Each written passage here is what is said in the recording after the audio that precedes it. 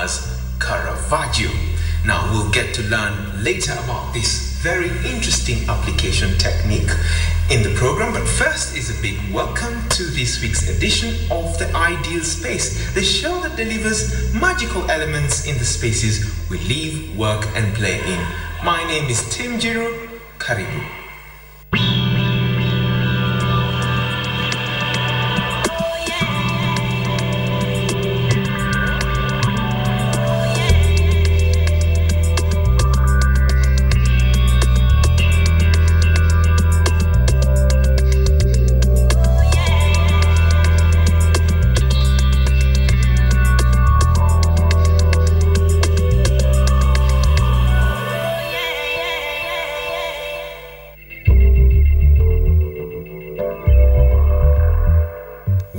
Of the show with the journey of a young man who recycles mobile phone chargers to create mood lighting for your ideal space.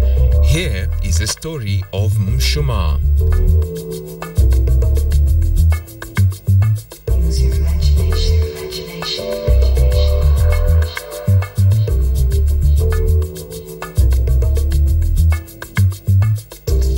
To start with, light has a lot of functions. One of those numerous applications, other than to make it easier for our eyes to see, is its wonderful effect in setting our mood. Our body starts to feel relaxed when the light around us becomes dim.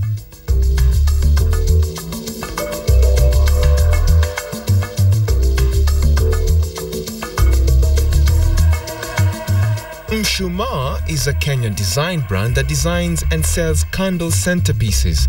Centerpieces that provide a warm ambience and glow. Mshuma basically is simple as you can see it. It's all about, I thought about looking for ways to bring out color. And the best, I tried so many materials. I worked with plastics, but they couldn't bring out the color. So that's why I opted for this, for candle wax. I noticed that candle wax is a good material for bringing out color. Unlike traditional candles that eventually burn and melt away, Mshuma can be used over and over again, providing hours of ambient lighting without the danger of fire, wax or breathing in toxic fumes. I'm using a simple mobile charger to power the candle, and I'm using LED lights. LED lights are the future, is the future. In terms of power consumption is low. Mshuma candles use electricity. They come equipped with an adapter that you can plug into any socket in your house.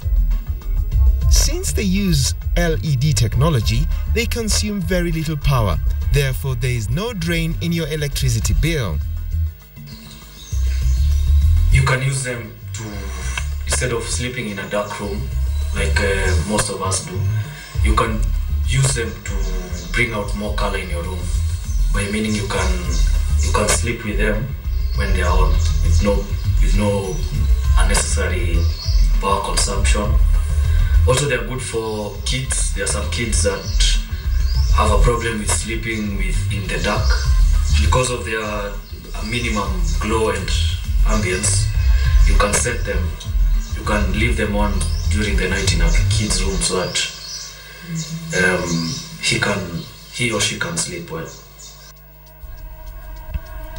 That means you can let the light on and fall asleep without the worry of having your candle burn out, and that makes it a permanent glow in the dark.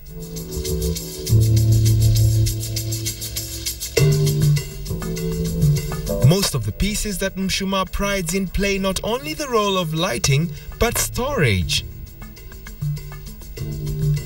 Njogu tells us that light can be utilized to create an excellent celebration mood. This lighting concept should create a joyous, sunny and jolly atmosphere in the room. The reason Mshuma is an ideal space accessory is one, because of its simplicity. As you can see, it's just wax and a charger. 2, 2, because of its affordability, and 3, because of the mood and the ambience it brings to a room. What inspired me really was the current situation in Kenya with jobs and everything. It's a bit hard.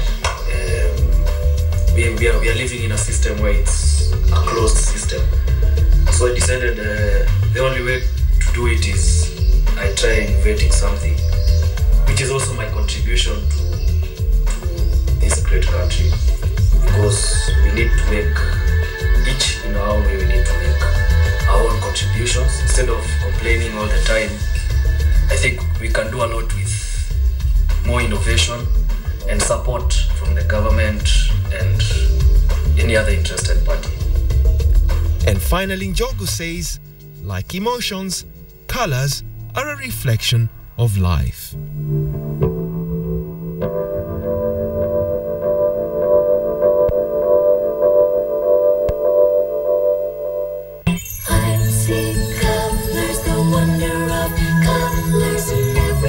The Fashion and Design segment, in association with Crown Paints.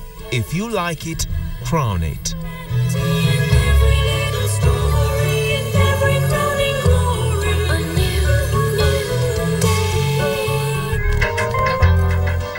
Today's Fashion and Design segment brings to light a very interesting twist to the rough and tough texture that you can use with paint. Crown Paint's very own Shrinal Patel shares with us on how a three-dimensional stencil can be incorporated with this effect. Hi Tim, how are you? It's good to be back on the Ideal Space show, the fashion design segment brought to you by Crown Paints, and it's just amazing to be here representing Crown. Good stuff. Now, what's that right behind you? The wall behind us is a textured finish by Rough and Tough.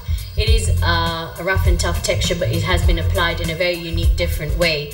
You can get Rough and Tough at Crown, at any of the Crown showrooms, and with the right application and the right applicator, you can come up with very unique and different ideas, as you see here behind. And this has then been combined with a metallic paint. So there's a base coat of the gold and a top coat of the silver, and then after that they've applied a two-tone stencil effect with just a normal Crown matte emulsion paint. They have brought out this stencil with a two-tone, in the sense that they've used hue of the same family, but it's in a different tone. So one is completely pastel and one is completely bright high tone, and then they've been combined as a shadow sort of an effect to give you what we have that's behind us today. Can you have hues of the same family to create a visual texture? Yes, you can. It depends on also then pattern. You could have the same hue in different patterns to bring out an effect, or you could have the same hue with a tint of a lighter or a tint of a darker to give you a two-tone effect, as we see what is there on this pattern here. These are carefully hand-cut stencils. That's the best part about it, is that what a stencil ideally is that it's got this shape, and you put the paint, you then peel off the stencil, and you get this very neatly trimmed edge. With stencil, depending on the type of pattern you're trying to achieve, you can have a pattern that is repeated, which would then be the same stencil repeated over and over with the exact measurement. Or you could have what we've got is like this plant effect, where each leaf is not going to be the same size or the same shape. And that's why it gives you that free hand with the stencil in terms of design, in terms of even covering up mistakes. I feel stencils are a very effective way of going about with things, because you've just got to cover it up very cleverly. You have a pattern which doesn't necessarily need to take shape or form, but you can play around with it and give it that shape and form. We've tackled rough and tough in our previous programs. What makes this rough and tough different from what we've tackled? The difference with this rough and tough is that it is still the same base material of a rough and tough. The thickness of application is what varies, and the pattern and the manner of which you apply it. A rough and tough is applied with a trowel, so it depends on the movement of what you create. It's all about being creative in what you can come up with, and that's where I say the right applicator will give you the exact different feel that you want to your home. It's still rough and tough, but it's not the usual designs that we do sell. So we can give you that freeway to go and explore out of the box rather than just the designs that we do provide at Crown. This is still a Crown product, but it's applied in a different way. Do you need special paint for rough and tough? No, rough and tough is a paste mixture which gets applied, and upon drying you apply a paint on top of it. In the previous episodes we saw rough and tough with matte emulsions and silk. This, in the other case, it's got a metallic color on top. It's got a metallic gold and it's got a two-tone effect. So they've got a base coat and a top coat. The top coat is silver and the base coat is gold. So it gives you that sort of very matte sort of gold and silver effect. How does lighting play a role in as far as this particular wall is concerned? Lighting is very essential in this ideal space, especially because this is the feature wall of this room. In order for it to stand out, and the fact that it is metallic paint, you want that sort of glitter to come up.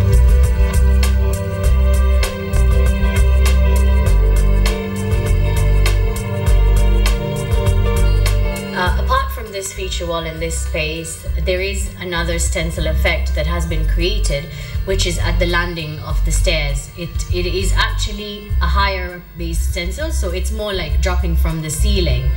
And it is a two-tone effect again, where it's a dark and a light.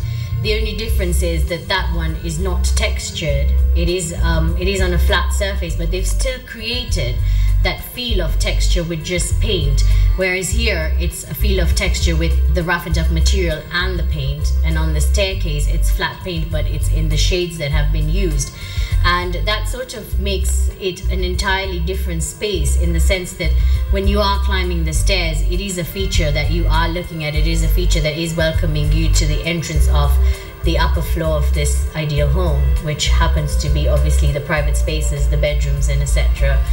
And that stencil effect is still a leaf pattern, but again, when you see it, it is not exactly the same leaves as these. So it's like I said earlier, you could stencil any sort of a design and try to bring it in incorporation, and it doesn't have to be exact replica of, you know, the same thing that you started with.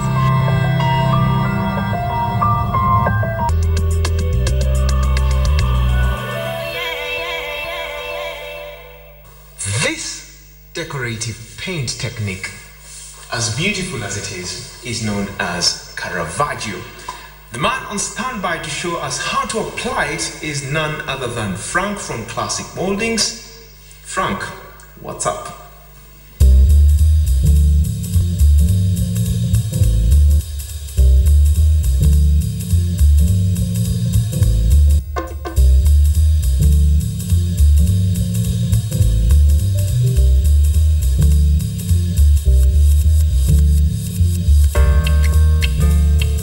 So today, team, I'm going to show you how to apply Caravaggio. And like we said at Classic Moldings, that most of these decorative paints, it's more of a DIY. You can do it yourself. And what I'm going to show you today, Caravaggio has only 3 steps. And with 3 steps, the first step is doing the undercoat. Then the second step is doing the first coat of Caravaggio. Then after doing the first step, the first coat of Caravaggio, now you do the second coat, which is the finishing for the Caravaggio. So welcome, our board is ready. We're not going to be doing it on a wall, but we'll do it on a board. So now here, what I've done is the first coat, which is now the undercoat. This is ready, I've already done that. This you apply with a brush, just like a normal paint. So once this has been done now, I'm coming now and starting to do my Caravaggio. And the tools that I'm going to be using today is a plastic trowel. This is what we use for the applications, which is a plastic trowel. Then apart from that, I'm going to be using my normal scraper, which will help me to mix the material and to also scoop the material from the container. We have 2 different bases. We have a gold base and we have a silver base. But what we are doing today is a gold base. All right. So what I do is scoop it from the container, just right away I begin my application. So what I'm going to do now is keep moving my hand to make sure that it's even.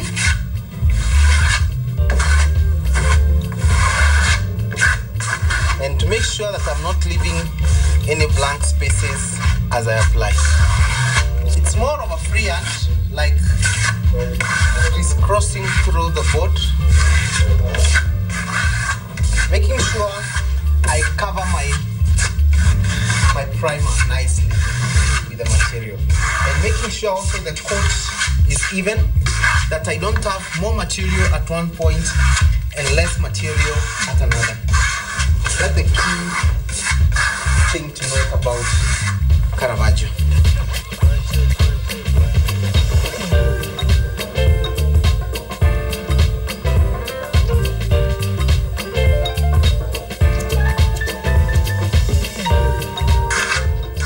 Like it for the first coat.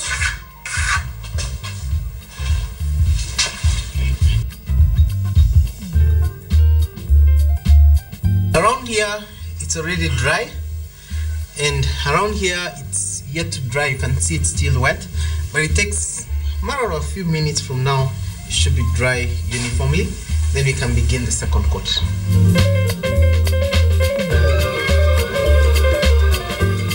So now, Tim, as you can see, my Caravaggio has already started drying.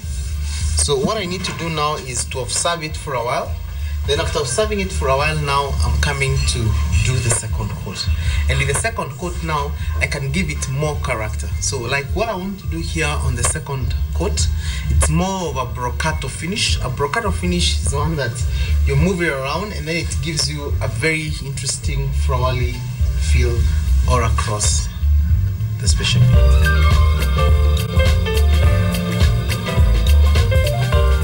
Now we begin the second coat.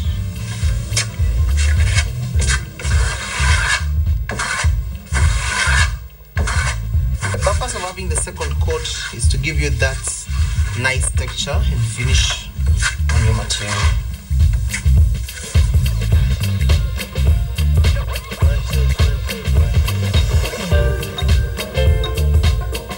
So this is now the one that gives me the texture that I want. So this is also a steel, a plastic steel on my edge, but the size is different. The finish it gives me is different.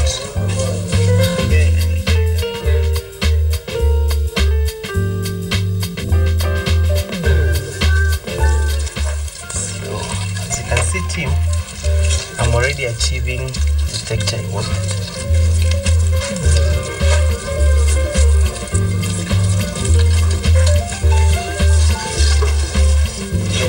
Which is a true feel of Caravaggio.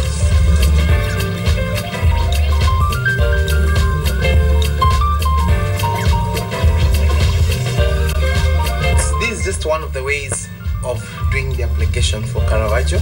And apart from this way, now you can have it smooth all through. You can have it like in a jeans kind of a finish, and we have all sorts of different application techniques. So when you visit us at our showroom on Mombasa Road, we can be able now to show you different applications that have been done. Then you can say I want this or I want that, then we can teach you how to do it. You get your material, go home and get creative with it. This is the Caravaggio. This is the Caravaggio. This is a smooth application, unlike what I've shown you how to apply. This is more smooth, rigato kind of finish. What we've done with you is broccato. Broccato. This is rigato? Yes. And the which one is a smooth application. Smooth application. Yes. And the other one is rigato. Is broccato. The one that we've done with you. And I want to show you on a wall how it looks like. Let's come up with it on the wall. Now, this is the same application as what we've done here. You can be able to use it in a bedroom, you can use it in an office, you can use it, there's so many uses for Caravaggio. So what happens is, you tell us what kind of color you're looking at, then we can be able to give it to you, from greens to yellows to blues, whatever color you want, we can be able to give you. Then once you selected the color now, we can go through the textures. Do you want it rough? Do you want it smooth? Do you want it more like offset? Then that is what we can help you with. Then after all that now, if you want to go and apply it yourself, we teach you how to do it. Can you have two techniques of a Caravaggio application on one Caravaggio finish? For instance, like have a regato and a brigato? Unless you're doing a stencil. If you're not doing like what we've done here, if you're not doing a stencil, it's a bit difficult. Unless you do it like one application technique. Yes. Then you frame it out. Like maybe you can decide to do like a frame, like 3 frames going down. Right. Then you can have a different application technique. So that you can have regato, which is a smooth application running all through. Then you have the brocato on top on the strips. Or you can even decide to do strips going across this way. So that now what will happen is you'll have 2 different applications on the same color, but the application technique are different. So this is what I mean, Tim, when you asked whether you can be able to do 2 different application techniques on the same wall. See, like what we have here is we have a very smooth application as the base. Then we've done these buddings, whereby now you have a different texture or application technique on top. This gives you this offset move across the wall. A big band, small, small, big band, small, small, and still seeing the smooth application running across. Do you offer training? Yes, we do. We offer training. At Classic Moldings, we are very open. So all what you have to do is contact us. That is for architects, interior designers, even our local fundis. We are training all of them. Just contact us, book a date with us, then come, tell us what you want to learn, and we can teach you how to do these special applications.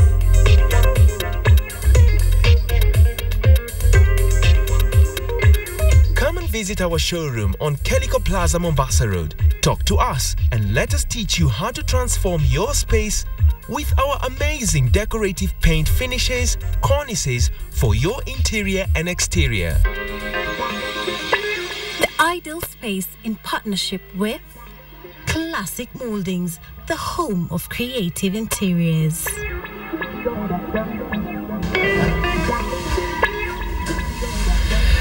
There has been a tremendous development in our converted attic space. Have a look at that.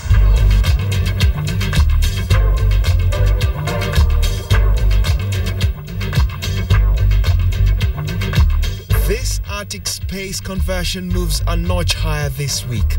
First, we learn and appreciate that a lot of the hard bits have been covered.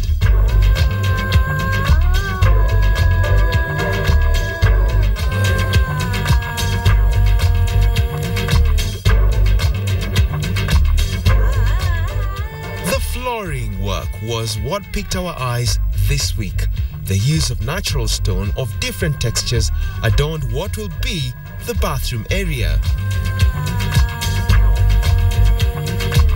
The roof window, like we had mentioned in the previous episodes, had brought in an enormous amount of light like what we had here. A long time ago, there was a window here, but what they did was demolish the whole window, pulled it out, reinforced the truss, and then created a door into the balcony.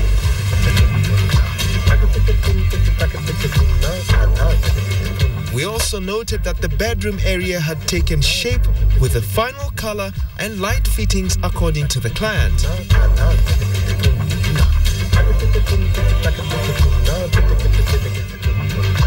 Another fascinating thing we learned was that the water tank that was there originally found its place in the attic. Cabinets fitted, and this attic is only moments away from becoming the ideal space that was once a forgotten space in the house.